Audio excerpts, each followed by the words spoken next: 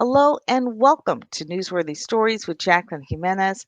If you joined me last week, then you know that I went to St. Thomas in the U.S. Virgin Islands.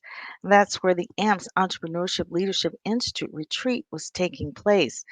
The USDA Natural Resources Conservation Service, along with the University of the Virgin Islands School of Agriculture, is trying to generate interest in the area of agriculture and conservation because right now it's the biggest threat in the Virgin Islands because so much of its food is imported.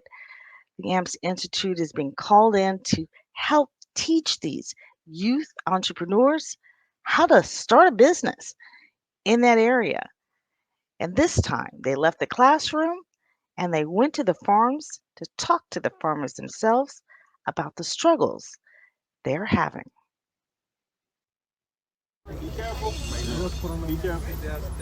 High school and college students participating in the AMPS Entrepreneurship Leadership Institute retreat in St. Thomas, leaving the classroom and heading out to the farms.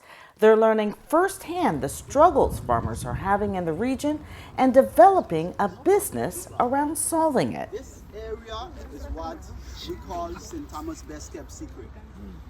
Yes, farming, you farm, you want to make money. But my main thing is to preserve the environment and to satisfy the customers. You know what's going to happen? The money is going to come. Once you satisfy your customer and you walk along with nature, nature will provide for you. That's my motto. I love that. You see what I'm saying? So what I was saying is the pond, during the drought we had, the pond went down significantly low. I had never seen it as low as it was.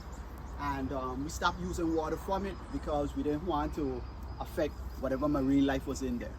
Again, being conservative, you know what I mean? We have to look out for nature, just like she looks out for us. So there's actually scientific studies that show that the more that you have soil health, the more nutritious the food is. And you're gonna see new trends now and into the future of food as medicine. You gotta remember that all this food is being produced very well in different states, but on the transportation, there's a decrease in quality and decrease in nutrition because they're picking it green and it's maturing in the transportation. So if you live in the States, a banana in the States is never gonna taste like a banana that you eat here because they pick the green and in the boat, they put a gas to mature it. The healthier the soil, the healthier the food. So, and that's something that's getting not only into agriculture but health, community health. So there's a huge space in there. The greatest threat across the U.S. Virgin Islands is food sustainability and conservation because 99% of its food is reportedly imported. The AMPS Institute is hoping to change that by generating interest in the field of agriculture and conservation through youth entrepreneurship. I get minimal help from time to time. I'm grateful for the help I get from time to time. We can't afford to pay for help, but in exchange for help, people get, certain commodities off the farm. So it works out. I also do poultry. The other farmer who I'm here sharing with, he does cattle. A lot of times when people hear of agriculture, they think on going and hard work, breaking back, digging and all that stuff. A lot of the stuff that we do up here, we had machine come in and do some of the work. So most other work is easy. Maintaining is easy. It's just, it could be tedious, but it's very easy. You see what I'm saying? Right now, some of the things that need to be done, all the walkways, I have some cardboard boxes. What we do is we put cardboard boxes, we cut them to a size, put them down, and then we cover them with mahogany leaves or the dried grass. And that's to prevent the weed pressure. It keeps the weed back. Plus, the cardboard, any paper product, right? It attracts the earthworms. And if we're into agriculture, earthworms are very essential for producing that organic matter in the soil. Like that, like do you change up your soil acidity and pH for like some of your plants? The question is, some plants perform more acidic soil than alkaline soil, right? I enriched my soil. I use the seaweed, the sorghum that comes in, washes on the shore. I use that, but what I find is certain things like kale, for example. Kale doesn't grow well with the sorghum. Okay? But everything else, bananas, okra, um, what else? Eggplants, those things love it. Water is adding a lot of organic matter, and a lot of that organic matter tends to balance soil. Okay, so that's what the soil is doing. Same thing with the sargassum. He's putting sargassum. That's a lot of organic matter. My only, I, I agree with him that some amount of sodium is important, but sodium bioaccumulates and it's gonna stay in the soil. If you keep putting and putting and putting and putting, it can be detrimental to growth eventually. And you see that in farms where there's a high level of sodium. Not every plant grows, and you have to be careful of how much are you adding, Monitor. and how, the periods of time that you're using that. So, but as long as you're using adding organic matter, usually that creates a buffer on the soil. On the Organic West farm, Wade Wabael not only sharing innovative ways he's come up with preserving the soil, but what he calls the odorless chicken coop.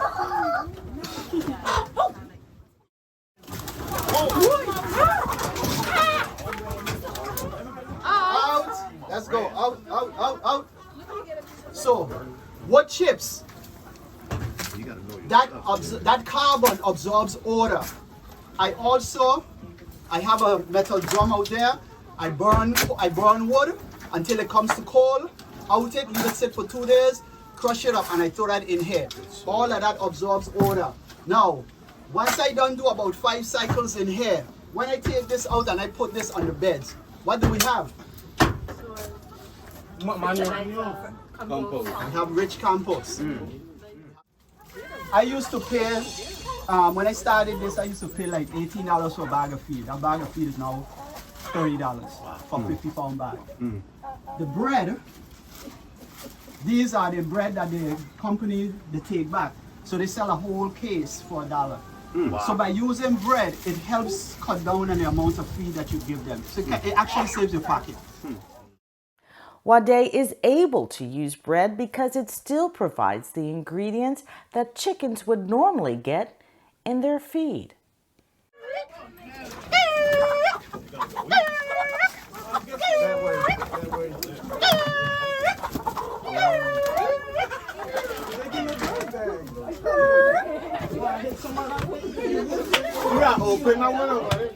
After gathering up a few stragglers, it was time to talk business. Today. Water.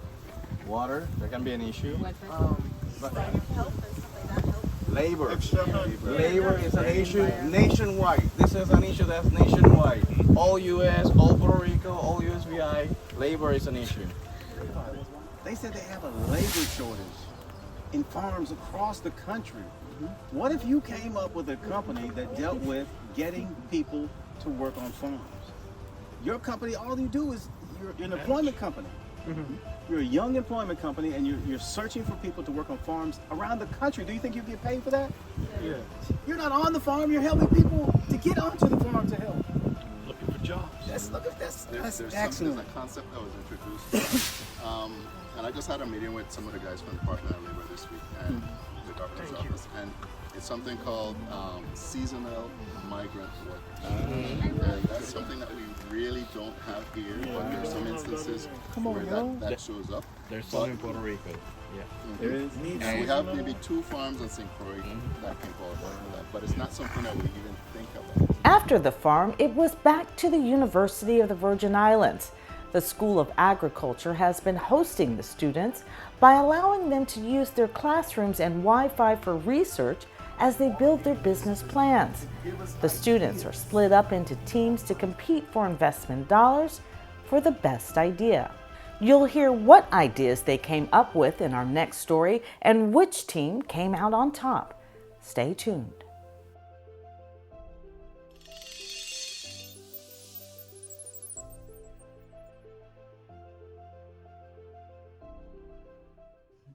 What an incredible time we had on the farm. We learned so much about agriculture and conservation, and there's so much more to learn. There's still a few nuggets from that day that I plan to share with you. If you did miss the story last week, you can go to Newsworthy Stories YouTube channel or go to @Newsworthy Stories on Facebook. I'm going to share the story I did run last week because the commitment that AMP's Entrepreneurship Leadership Institute, the USDA Natural Resources Conservation Service, and the University of the Virgin Islands School of Agriculture, the effort that they're putting into making people more aware of this great threat that is taking place. And it's not just in the Virgin Islands, it's really globally. So I'm sharing this story because if you did miss it, I need you to understand the urgency behind what we're doing. Yes, we are AMP's Entrepreneurship Leadership Institute is going in and doing what it does, and that is create youth entrepreneurs. But there's so much more to this story on such a large level. We're just not going to miss it. We've decided that we're going to let as many people know about this threat until something is done.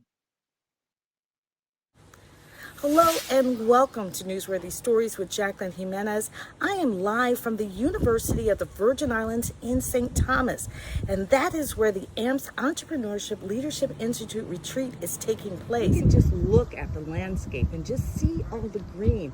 Anything can grow here, just about, it seems. But one thing that the island is not seeing enough of are farms.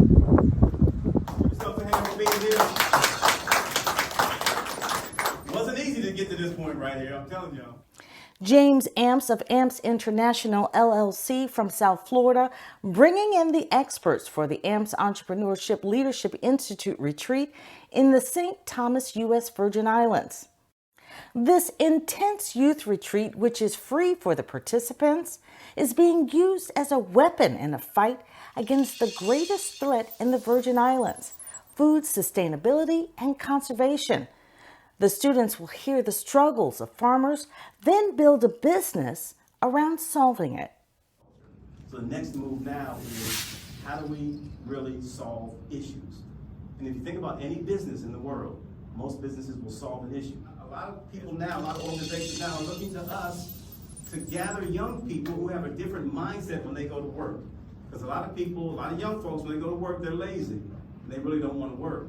But if you're somebody who understands what business is about, then your mindset is a little bit different. You're a little bit more creative than the average youngster who goes to work or even goes to college. We said, let's start these camps and let's make them intensive. I don't want to do a camp where you're going 9 to 5. There's no pressure there, and you're going for the whole week or 2 weeks. There's no pressure. The pressure is doing it during the weekend where you're up until midnight. Teachers and counselors from both St. Croix and St. Thomas played a key role in getting the students to participate in the retreat in St. Thomas and making sure they signed up. And thank you very much, the counselor at the Eudora Ken School. Thank you very much. And some of you came in this week, am I right? Some of y'all came in this week, and it was only because of Miss Wilson that you came in this week.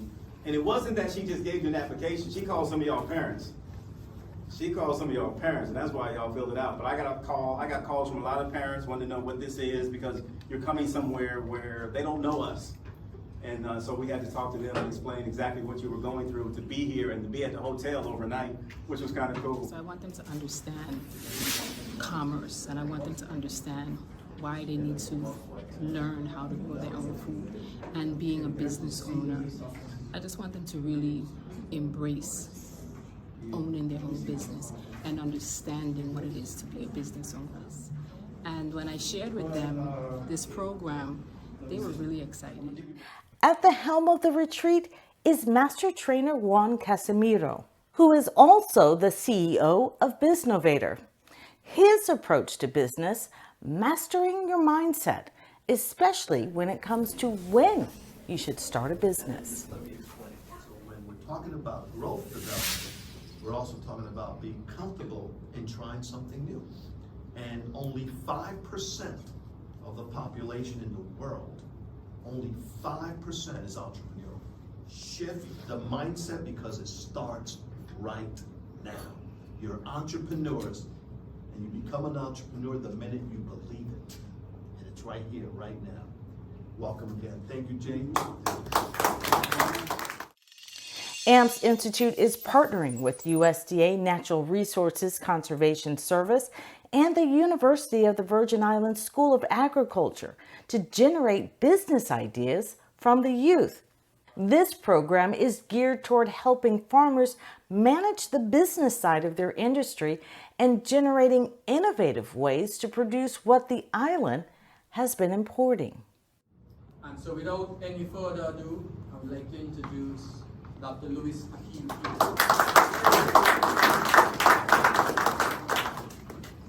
Thank you, Mr. Morton. I thought I would be the one introducing Mr. Morton. Good evening, everyone. I'm so happy to be here. In the territory of the U.S. Virgin Islands, the main issue for us is that we are very much on the extreme end of being a dependent territory, which means that, like Puerto Rico, most of our food is imported. Some estimates say that 99% of our food is imported at some times, and so that means that we have a real need to boost, to develop our agricultural sector here in the territory.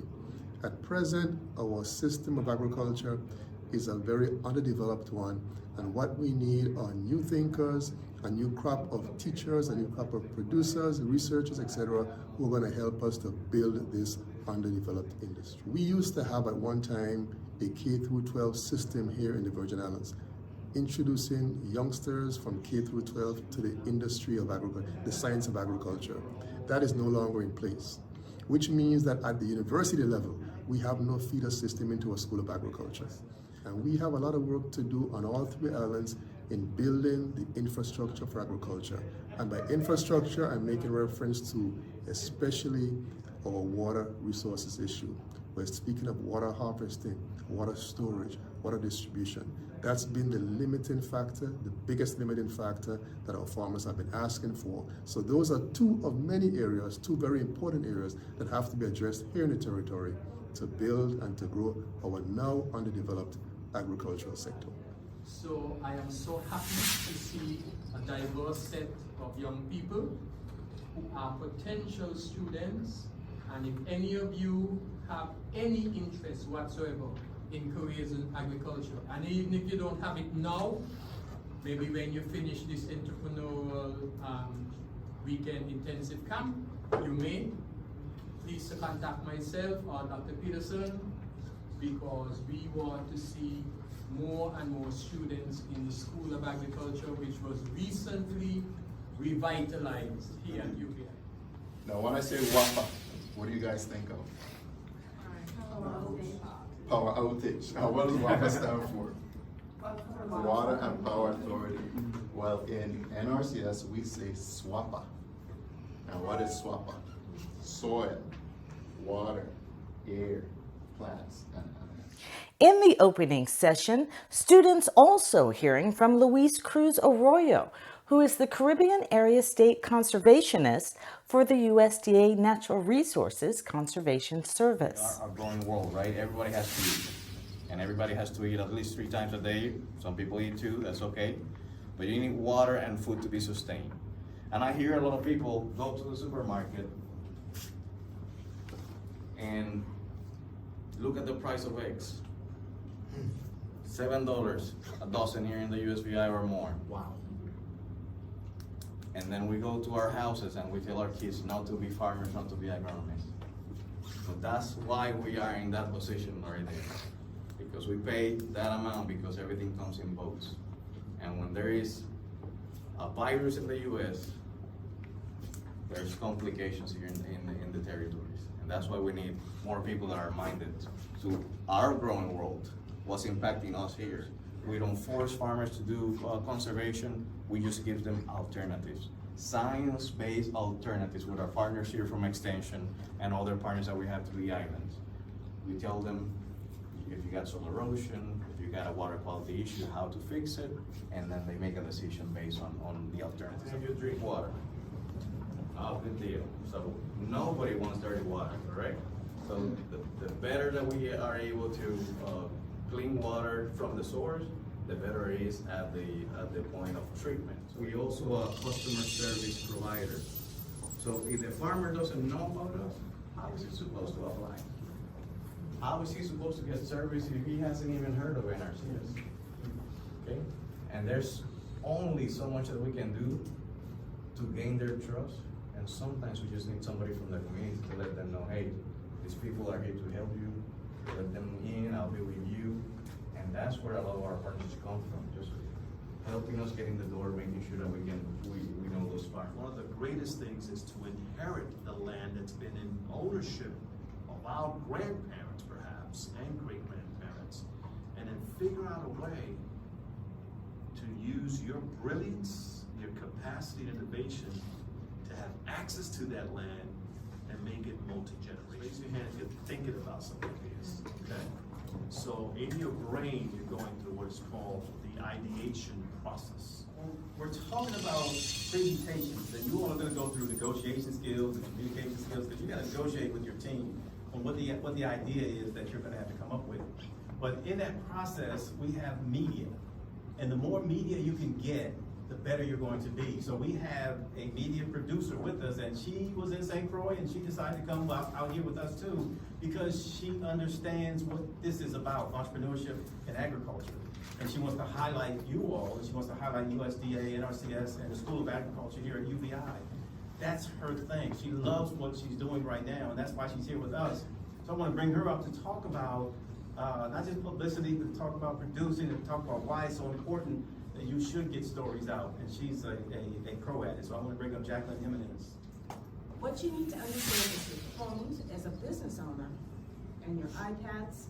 You don't need to have a big media or marketing department if you know how to use your phones. Social media, we are generating so much business, and not only business, but personal branding. So now people will become to understand not just what you sell, but who you are. Because most people are buying more than the product, they're buying who that person is. What does that person stand for? You know, who are they, how are they impacting the community? If I have a choice between somebody who's been impacting the community and somebody who hasn't, I'm going with the person who's impacting the community. You have the power in your phones to do that. So we want to see you guys interview each other. We want you to, I read my stories on LinkedIn, YouTube, Facebook, my own personal Facebook page, whatever other platforms you guys have out there. But we want you to share these stories and share your experience so that other kids, students, will have the same experience. I honestly, I think every student should go through this program, and really adults. Once the speakers were done and the parents returned home, it was time for the students to get to know one another. Arthur Howard. Let's check each other out. Let's check each other out, what we're wearing and so on, and just stop for a second. Now what I want all of you to do is stand up, find a partner, and face each other. All of you, stand up, take about 10 seconds to just check each other out. Okay, now, turn around back to back without looking at your partners. Turn around back to back without looking or peeking at your partners. Back to back. Don't look at your partners. Change 3 things on your physical appearance. Any 3 things. Change 3 things on your physical appearance. Okay? Oh my God. We're going to turn around and try to figure out what those 3 changes are. Are we ready? You have 3 changes? No. Okay, you got to go faster. Ready? 3 changes on your physical appearance. Don't look at your partner yet until I say go. Ready? Go. Try to figure it out.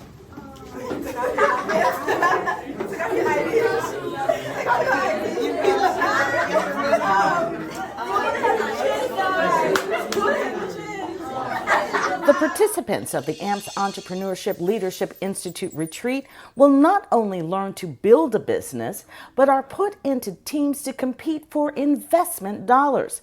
Each student will also get a year-long mentorship with access to over 13,000 professionals across the U.S. through a partnership with the ICABA World Network. Can entrepreneurs create opportunities? That's where it's at. Think about this. Where there are problems, there are opportunities if you're a true entrepreneur. Where there are people complaining of things over and over and over and over again, the entrepreneur is saying, tell me more. The entrepreneur creates opportunity. When there are problems, they come up with solutions. When there are voids, they fill it. And what's interesting is, in our islands, it's the foreigner that comes in and sees the opportunity. And we've been sitting on it for decades. And they say, we're going to employ you. It's a mindset, guys. There are opportunities, depending on how you look at it. And depending on how hard you want to work. Okay, so for me, I literally just got the opportunity the other day because a farm, like a vertical, like indoor farm has just like recently opened up in town. And that's the opportunity I could see as a, okay, my whole thing with St. Thomas and agriculture is, I don't believe that we could do 100% of our food growing just off of our conditions. But with also modern technology, I feel we could like decrease it by a lot, you know, because St. Thomas at the end of the day has no fresh water, no like constant rain, no flat areas. So it's like we kind of have all the perfect stuff to not be agriculturally sound. Like the whole reason St. was colonized because it had a good deep water port. And back in those days, that's all it really was. They supplement, but the only thing that mattered was the port. So always things have been imported, you know. Right. But modern technology, like I see at the job there, you know, it's like we have like a room in a big old warehouse going way down, and it's like all of that one day will be filled with food that we'll be able to like probably never to supermarkets, but to restaurants and stuff like that, you know. So we could probably never 100%, but I'd say we could still increase it by a lot. Keep watching as we take the students out of the classroom for some hands-on experience on the farm, and wait until you hear what the farmer asked them to do.